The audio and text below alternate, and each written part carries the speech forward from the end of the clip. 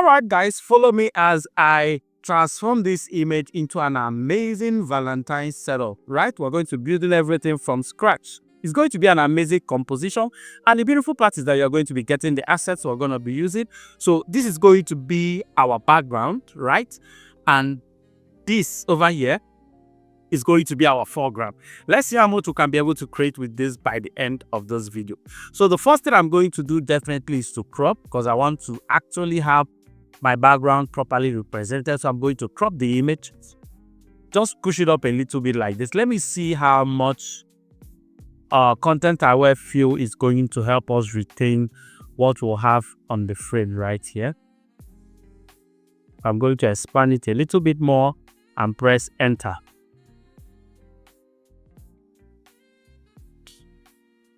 Oh wow, that's nice. Not a bad one. So the next thing to do is to separate the lady from the background. Very, very important. But before we do that, we need to fill up the background. So to fill our background, I'm going to make a raw selection of the edges I want to fill up like this.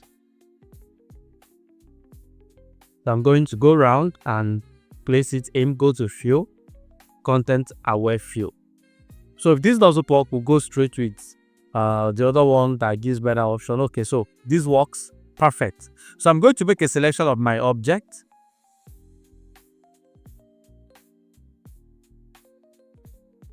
Right click and go to select inverse. I need everything down here to be selected. So we're going to select everything, including here. You need to minus this place. Okay, beautiful.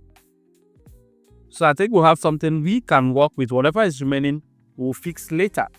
Now, to make sure I don't have white fringes by the end of the day, I'm going to go into select, go into modify, and go to expand. So I'm going to be expanding it by 3 pixels. So it just, cuts into her skin a little bit. So once that is done, make a duplicate of your background layer. Right click and go to layer via cut. So now I have my object on a separate layer like this, and I have my background on a separate layer, right?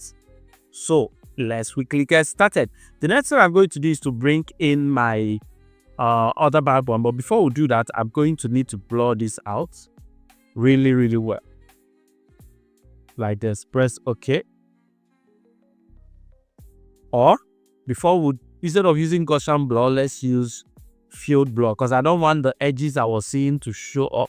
I want to have a very blurred out background. Good. Press OK. Yeah, the edges are fine. Nice one. So now let's bring in our background. I'll just unlock the layer, drag it over and drop it here. So the only thing I need from it is the back, not necessarily the front. Place it right here. Excuse me. So place it right here. Try to get that edge because she's not sitting in the air. Beautiful. So place it here and try to reduce it until we'll have what we want. So if you feel you don't want it like this, you can actually just switch it down. But I think it's cool the way it is. Press OK. I actually love the way it is looking. All I need to correct now is the edges of my hair, because if we change the blend mode, it's going to still look good. Or if we put it in multiply, I don't think that looks fine to me, but I think we can work with overlay. Now, the reason I put the blend mode is so that I can be able to remove the little colors of the original background showing up in my hair. If I did not put it in blend mode and I just remove this, everything disappears, right? But if I put it in overlay and now use mask to brush it out, I will just be seeing red color trying to push out from the edge here, which is really, really good.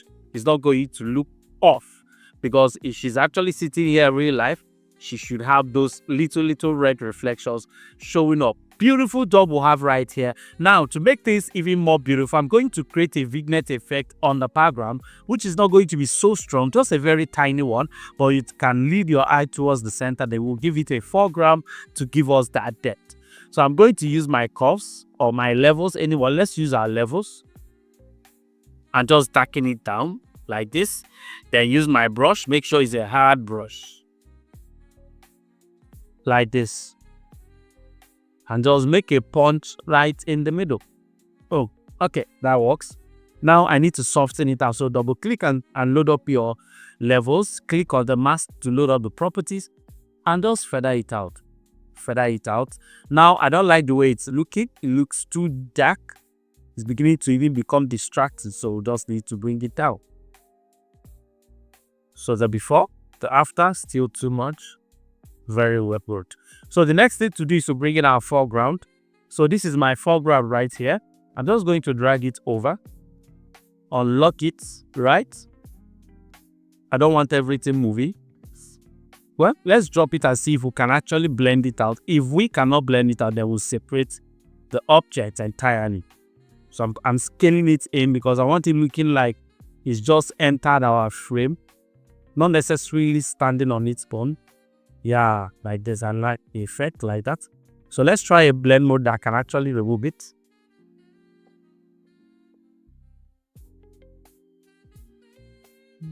Okay, so we're not getting a perfect blend mode to do that. So what we are going to do is that we are going to separate the flower first.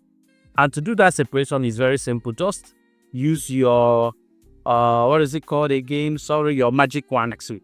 Just click your magic wand tool over here. Is going to select all the similar colors. My contagious, my tolerance is in 40 and my sample size is 5x5. So the moment I do this, all I need to do now is to go to my select, go to modify, and go to contract, right? And I'll contract it by 3.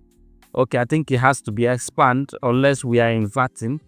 So go to expand by 3. So it just pushes it in a little bit. Now, if I create a mask, it's going to try to cut out the object. If I press Ctrl I, it inverts the selection. Now I can move only the flower around, place it where I want to place it, and I will still have a very good result.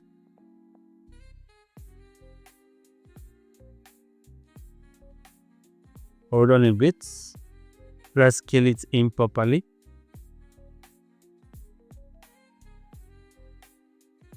Very good. Press OK. So I can still go to my select, go to color range. Let's see if color range will take care of the whites for us. So we'll go to highlights. That doesn't do the job.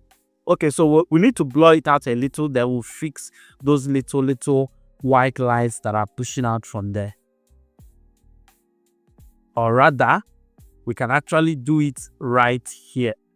Right? What we can do is that we can take it a step back, press Ctrl D, go to select, go to color range, and use color range to do that selection for us.